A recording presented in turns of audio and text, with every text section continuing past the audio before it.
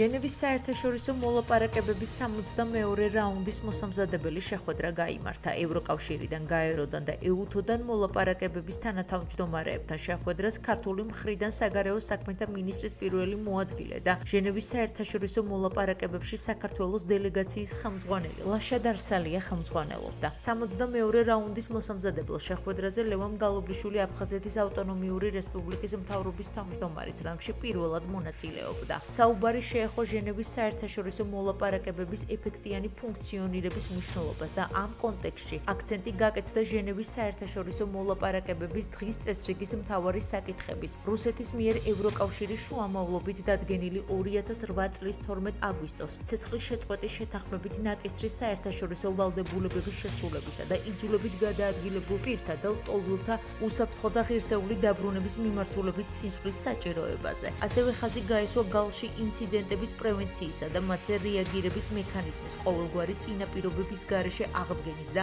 გალსა და ერგნეთში ხსენებული მექანიზმის რეგულარულად ფუძემდებლური პრინციპების შესაბამისად გამართვის მნიშვნელობას. ჟენევის საერთაშორისო მოლაპარაკებების 62-მე რაუნდი 2024 წლის 5-6 ნოემბერს არის დაგეგმილი.